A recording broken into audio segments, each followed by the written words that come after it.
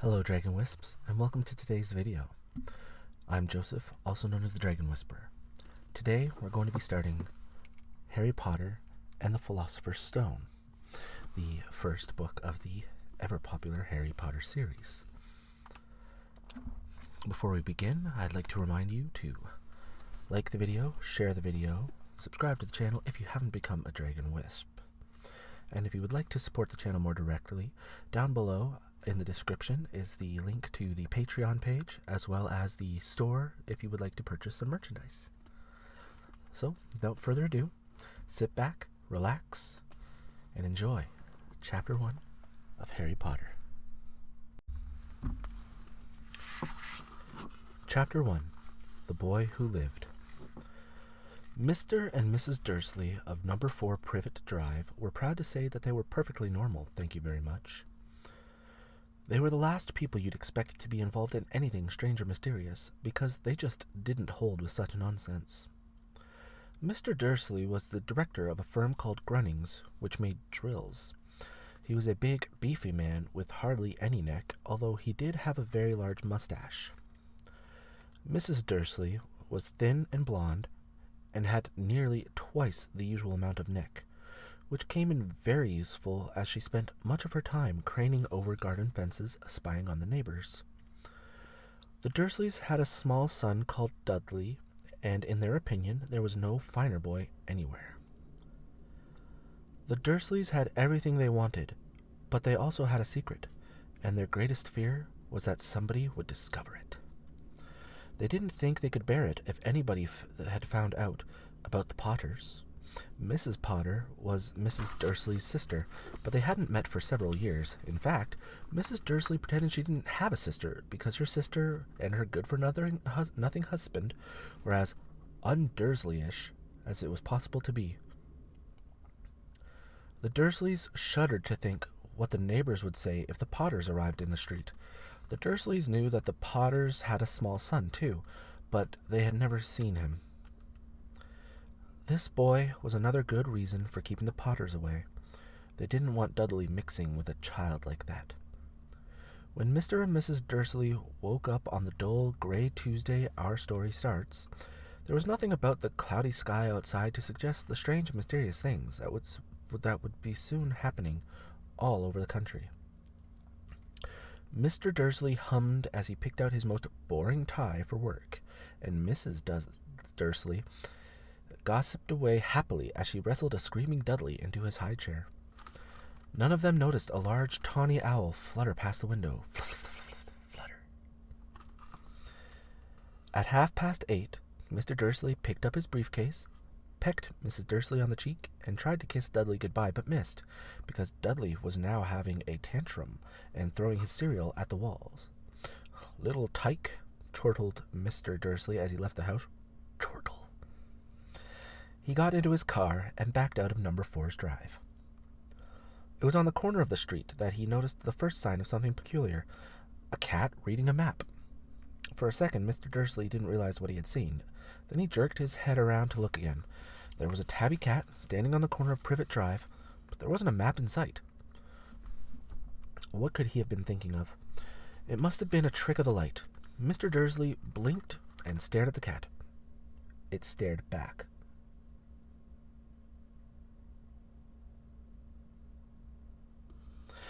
As Mr. Dursley drove around the corner and up the road, he watched the cat in his mirror. It was now reading the sign that said Privet Drive. No, looking at the sign. Cats couldn't read maps or signs. Mr. Dursley gave himself a little shake and put the cat out of his mind. Poof. As he drove towards town, he thought of nothing except a large order of drills he was hoping to get that day. Oh, there's going to be so many drills.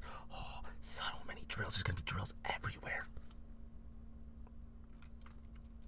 Mr. Dursley gets excited about the strangest things. But on the edge of town, drills were driven out of his mind by something else. As he sat in the usual morning traffic jam, he couldn't help noticing that there seemed to be a lot of strangely dressed people about. People in cloaks, Mr. Dursley couldn't bear people who dressed in funny clothes, the get-ups you saw in young people. He supposed this was some stupid new fashion. He drummed his fingers on the steering wheel, and his eyes fell on a huddle of these weirdos standing quite close by. They were whispering excitedly together. Mr. Dursley was enraged to see that a couple of them weren't young at all.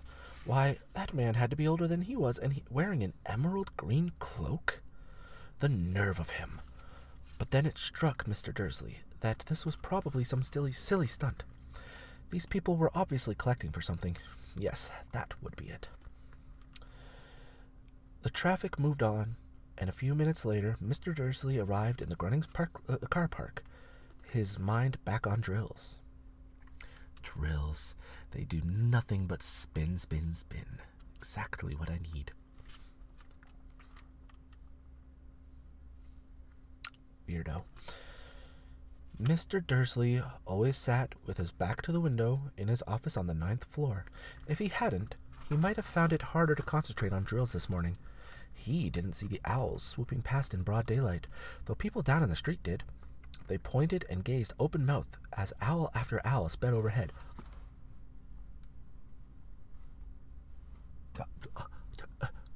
Look at all the hoot-hoots. Most of them had never seen an owl even at nighttime. Mr. Dursley, however, had a perfectly normal owl-free morning. He yelled at 5 different people. He made several important telephone calls and shouted a bit more. He was in a very good mood until lunchtime, when he thought he'd stretch his legs and walk across the road to buy himself a bun from the baker's opposite. He'd forgotten all about the people in cloaks until he passed a group of them next to the baker's. He eyed them angrily as he passed. People. He didn't know why, but they made him uneasy. People. This lot were whispering excitedly too, and he couldn't see a single collecting tin. It was on his way back past them, clutching a large donut in a bag, that he caught a few words of what they were saying. That's very strange. He went for a bun, not a donut. The Potters, that's right, that's what I heard. Yes, their son, Harry. Mr. Dursley stopped dead. Fear flooded him. No. He looked back at the whisperers as if he wanted to say something to them, but thought better of it. No, Tutters. He dashed back across the road, hurried up to his office, snapped at his secretary not to disturb him, seized his telephone, and had almost finished dialing his home number when he changed his mind. He put the receiver back down and stroked his mustache, thinking, no, he was being stupid. Potter wasn't such an unusual name. He was sure there were lots of people called Potter who had a son named Harry. Come to think of it, he wasn't even sure his nephew was called Harry. He'd never even seen the boy. It might have been Harvey or Harold, which I'm pretty sure Harry is short for. But there was no point in worrying Mrs. Dursley. She always got so upset at any mention of her sister. He didn't blame her if he'd had a sister like that. But all the same, those people in cloaks. He found it a lot harder to concentrate on drills that afternoon, and when he left the building at 5 o'clock, he was still so worried that he walked straight into someone just outside the door.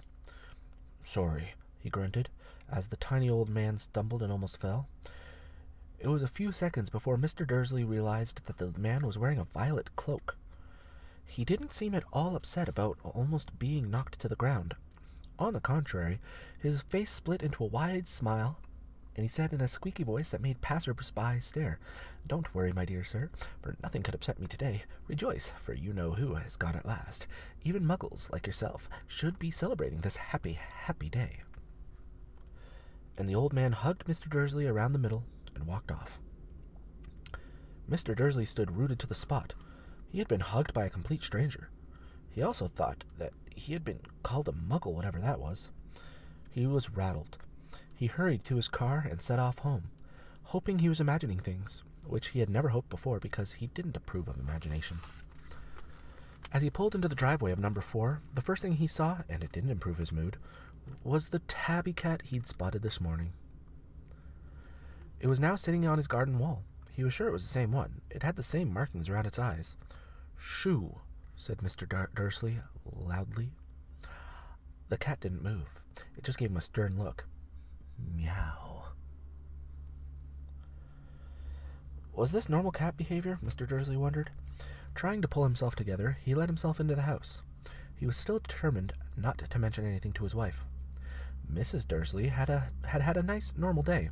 She told him over dinner all about Mrs. Next Door's problems with her daughter and how Dudley had learned a new word, shan't. Mr. Dursley tried to act normally. When Dudley had been put to bed, he went into the living room in time to catch the last report on the evening news. And finally, bird watchers everywhere have reported that the nation's owls have been behaving very unusually today. Although owls normally hunt at night and are hardly ever seen in daylight, there have been hundreds of sightings of these birds flying in every direction since sunrise. Experts are unable to explain why the owls have suddenly changed their sleeping pattern. The newsreader allowed himself a grin. Most mysterious. And now, over to Jim McGuffin with the weather. Going to be any more showers of owls tonight, Jim? Well, Ted, said the weatherman, I don't know about that, but it's not only the owls that have been acting oddly today. Viewers as far apart as Kent, Yorkshire, and Dundee have been phoning in to tell me that instead of the rain I promised yesterday, they'd had a downpour of shooting stars. Perhaps people have been celebrating bonfire night early. It's not until next week, folks, but I can promise a wet one tonight. Mr. Dursley sat frozen in his armchair.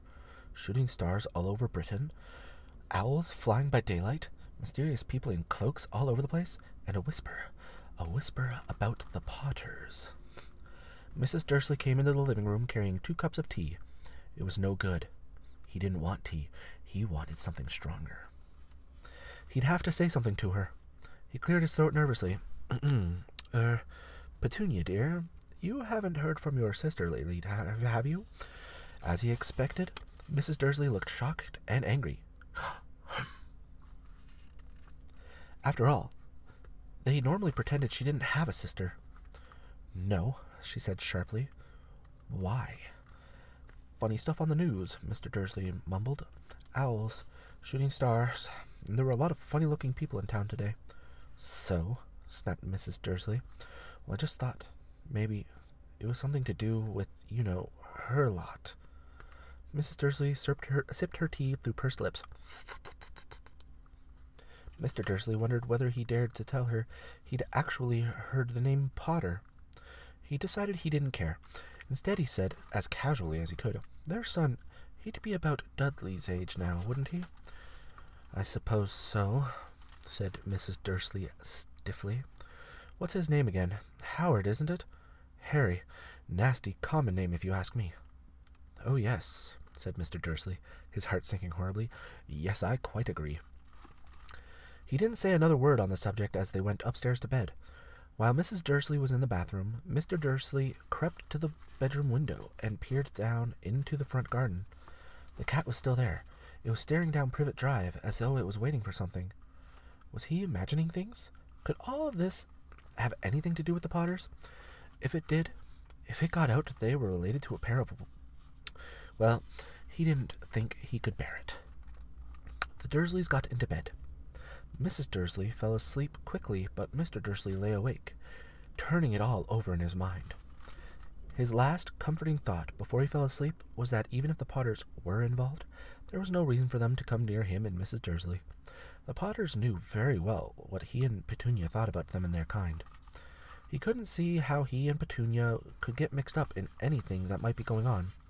He yawned and turned over. It couldn't affect them. How very wrong he was.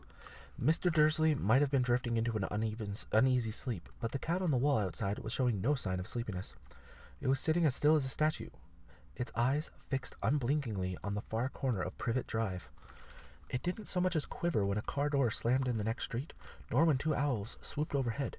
In fact, it was nearly midnight before the cat moved at all. A man appeared on the corner the cat had been watching, appeared so suddenly and silently, you'd have thought he'd just popped out of the ground. The cat's tail twitched and its eyes narrowed. Nothing like this man had ever been seen in Privet Drive. He was tall, thin, and very old, judging by the silver of his hair and beard, which were both long enough to tuck into his belt. He was wearing long robes, a purple cloak, which swept the ground, and high-heeled, buckled boots. His blue eyes were bright, light, and sparkling behind half-moon spectacles, and his nose was very long and crooked, as though it had been broken at least twice. This man's name was Albus Dumbledore. Albus Dumbledore didn't seem to realize that he had just arrived in a street where everything from his name to his boots were unwelcome. He was busy rummaging in his cloak looking for something, but he did seem to realize he was being watched, because he looked up suddenly at the cat, which was still staring at him from the other end of the street. For some reason, the sight of the cat seemed to amuse him. He chuckled and muttered, "Oh, I should have known." He had found what he was looking for inside his pocket. It seemed to be a silver cigarette lighter. He flicked it open, held it up in the air, and clicked it. The nearest street lamp went out with a little pop.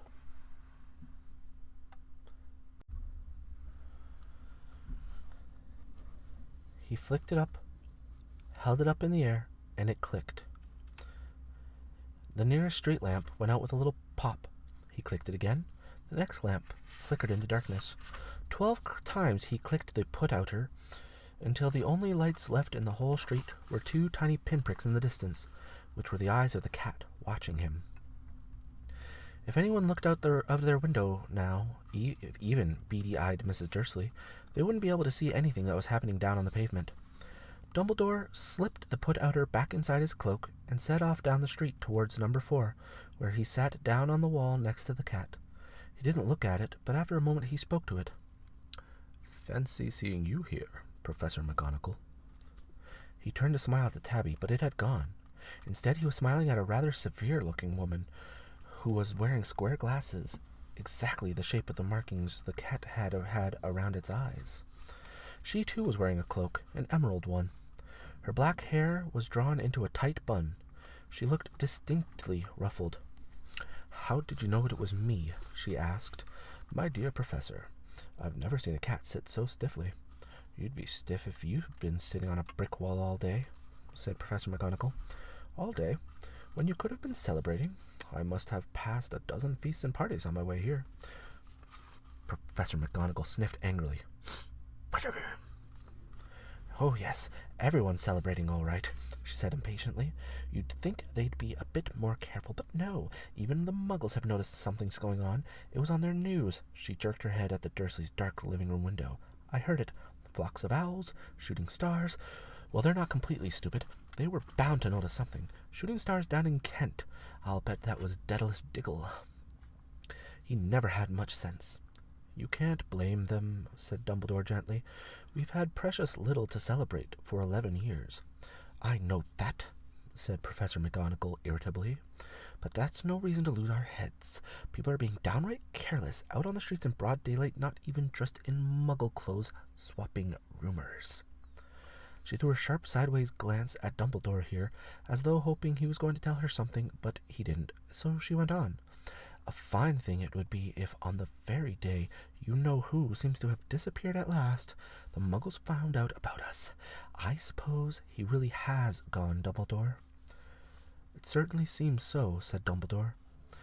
"We have much to be thankful for. Would you care for a sherbet lemon?" "A what?" "A sherbet lemon. They're a kind of Muggle sweet I'm rather fond of." "No, thank you," said Professor McGonagall coldly, as though she didn't think this was a moment for sherbet lemons. "As I say, even if you know who has gone, my dear Professor, surely a sensible person like yourself can call him by his name. All this you-know-who nonsense. For 11 years I've been trying to persuade people to call him by his proper name, Voldemort." Professor McGonagall flinched, but Dumbledore, who was unsticking 2 sherbet lemons, seemed not to notice. "It all gets so confusing if we keep saying you-know-who. I have never seen any reason to be frightened of saying Voldemort's name." "I know you haven't," said Professor McGonagall, sounding half exasperated, half admiring. "But you're different. Everyone knows you're the only one you know. All right, Voldemort was frightened of." "You flatter me," said Dumbledore calmly. Voldemort had powers I will never have, only because you're too, well, noble to use them. It's lucky it's dark. I haven't blushed so much since Madame Pomfrey told me she liked my new earmuffs.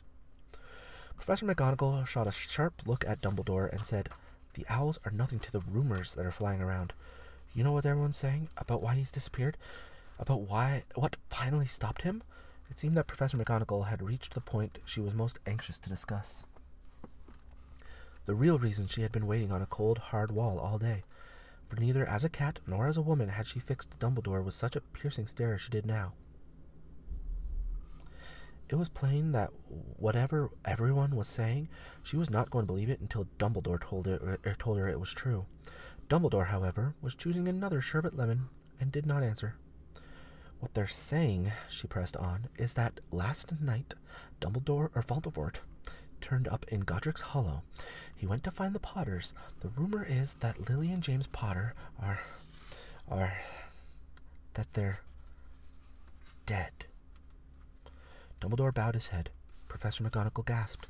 "Lily and James. I can't believe it. I didn't want to believe it. Oh, Albus." Dumbledore reached out and patted her on the shoulder. I know, he said heavily. Professor McGonagall's voice trembled as she went on. "That's not all.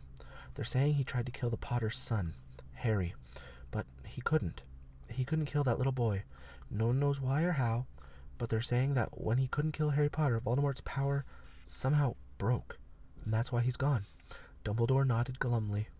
It's true?" faltered Professor McGonagall. "After all he's done, all the people he's killed, he couldn't kill a little boy? It's just astounding, of all the things to stop him. But how in the name of heaven did Harry survive?" "We can only guess," said Dumbledore. "We may never know."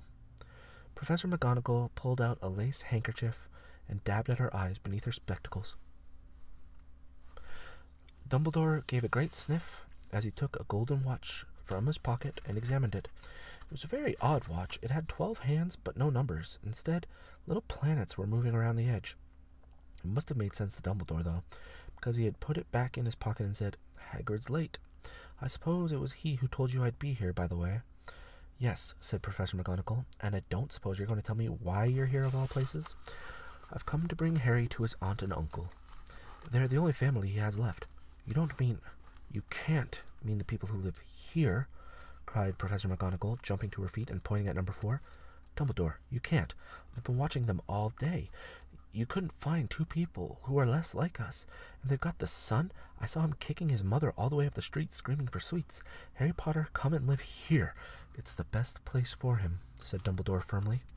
"His aunt and uncle will be able to explain everything to him once he's older. I've written them a letter." "A letter?" repeated Professor McGonagall faintly, sitting back down on the wall. "Really, Dumbledore, you think you can explain all this in a letter? These people will never understand him. He'll be famous, a legend.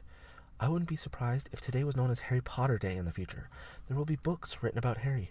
Every child in our world will know his name." "Exactly," said Dumbledore, looking very seriously over the top of his half-moon glasses. "It would be enough to turn any boy's head. Famous before he can walk and talk. Famous for something he won't even remember. Can't you see how much better off he'll be growing up away from all that until he's ready to take it?" Professor McGonagall opened her mouth, changed her mind, swallowed, and then said, Yes, you're right, of course. But how is the boy getting here, Dumbledore?" She eyed his cloak suddenly, as though she thought he might be hiding Harry underneath it. "Hagrid's bringing him." "You think it wise to trust Hagrid with something as important as this?" "I would trust Hagrid with my life," said Dumbledore.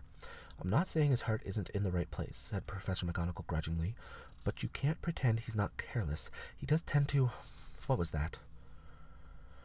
A low rumbling sound had broken the silence around them. It grew steadily louder as they looked up and down the street for some sign of a headlight. It swelled to a roar as they both looked up to the sky, and a huge motorbike fell out of the air and landed on the road in front of them. If the motorbike was huge, it was nothing to the man sitting astride it. He was almost twice as tall as a normal man, and at least 5 times as wide. He looked simply too big to be allowed, and so wild. Long tangles of bushy black hair and beard hid most of his face. He had hands the size of dustbin lids, and his feet in their leather boots were like baby dolphins. In his vast, muscular arms, he was holding a bundle of blankets. "Hagrid," said Dumbledore, sounding relieved. "At last. And where did you get that motorbike?" "Borrowed it, Professor Dumbledore, sir," said the giant, climbing carefully off the motorbike as he spoke. "Young Sirius Black lent it to me." "I've got him, sir. No problems, were there?" "No, sir. House was almost destroyed, but I got him out all right before the muggles started swarming around. He fell asleep as we was flying over Bristol." Dumbledore and Professor McGonagall bent forward over the bundle of blankets. Inside, just visible, was a baby boy fast asleep. Under a tuft of jet black hair over his forehead, they could see a curiously shaped cut, like a bolt of lightning. "Is that where?" whispered Professor McGonagall. "Yes," said Dumbledore. "He'll have that scar forever." "Couldn't you do something about it, Dumbledore?" "Even if I could, I wouldn't. Scars can come in useful. I have one above my left knee myself, which is a perfect map of the London Underground. Well, give him here, Hagrid. We'd better get this over with." Dumbledore took Harry in his arms and turned towards the Dursleys' house. Could I say goodbye to him, sir?" asked Hagrid. He bent his great shaggy head over Harry and gave him what must have been a very scratchy, whiskery kiss. Then suddenly Hagrid let out a howl like a wounded dog. "Shh," hissed Professor McGonagall. "You'll wake the muggles." Sorry," sobbed Hagrid, taking out a large spotted handkerchief and burying his face in it. "But I can't stand it. Lily and James dead, and poor little Harry off to live with muggles." Yes, it's all very sad, but get a grip on yourself, Hagrid, or we'll be found," Professor McGonagall whispered, patting Hagrid gingerly on the arm as Dumbledore stepped over the low garden wall and walked to the front door.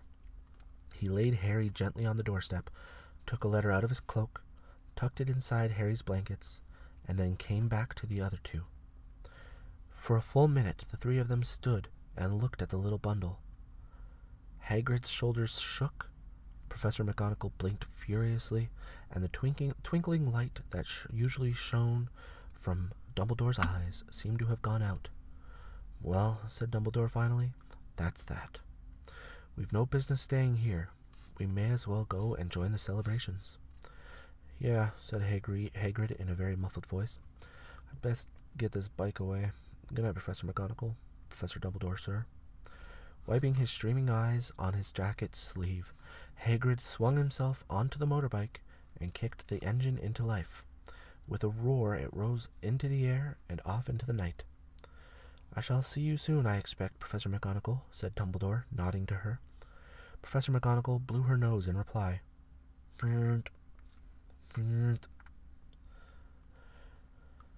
Dumbledore turned and walked back down the street. On the corner he stopped and took out the silver put-outer. He clicked it once, and 12 balls of light sped back to their street lamps, so that Privet Drive glowed suddenly orange, and he could make out a tabby cat slinking around the corner at the other end of the street. He could just see the bundle of blankets on the step of number 4.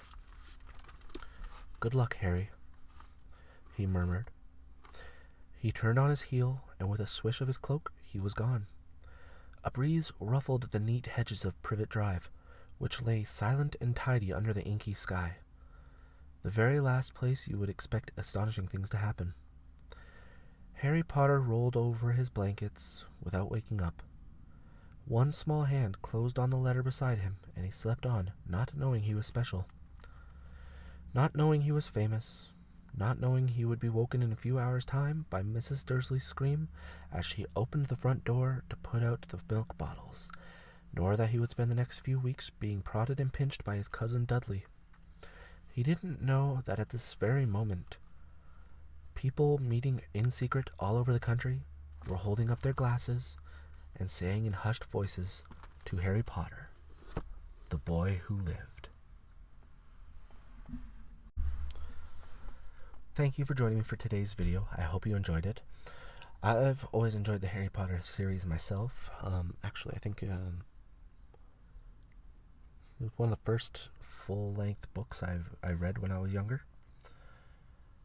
I'm not 100% sure. I know I went to the movie when it first came out. But anyway, I really wish that the first chapter had been included in the movie. I felt it was important. Like it explained a lot about the Dursleys, which really helped a lot of the backstory as far as Harry goes, like why they don't like him, well, treat him like garbage. It's not like, I guess it's not that they don't like. Well, I know Dudley does, kind of, but anyway, I digress. But yeah, I feel like that taking that out would have, like, it changed so much, yet so little, yet so much, yet so little. Anyway, yeah, I know I've been saying for a while that I was going to start the Harry Potter books. I finally got my hands on the first one, which, by the way, I know some of you are going to say, but it's the Sorcerer's Stone. No, the Sorcerer's Stone is the US version. Everywhere else it's Philosopher. The more you know. Anyway, I'm definitely gonna be finishing the first book, moving to the second book, etc., etc. I think I've got to get my hands on a copy of the Half-Blood Prince, though, because the library didn't have that one. Oddly enough, it had every other book. It had a few copies, like different versions of each book too. It had Sorcerer's Stone. Anyway, like, to be fair though, the difference between the two, it's not all that horrible. It's like little things like saying torch instead of flashlight, or flashlight instead of torch, depending on how you look at it. But again, I digress. Anyway, again, thank you for joining me. Feel free to comment below other books you'd like to see read, games you'd like to see played, role plays you'd like to see done, stuff like that. Don't forget to hit the thumbs up button, and don't forget to hit the little subscribe button over here, and turn on your bell notifications so that you can be notified anytime a video is uploaded, or if the channel goes live, like I do on my first of the month streams. And once again, if you'd like to support the channel more directly, you can go to the Patreon link below, or the store link to purchase some merchandise. I think that's it for now. So, up in this corner right here, should be popping up a subscribe button. Up in this corner will be my latest video. Down here is the video best recommended for you by YouTube. And then down over here is going to be a playlist, which eventually will be the Harry Potter videos. So, anyway, again, thank you for joining me. And as always, have a peaceful day. Bye.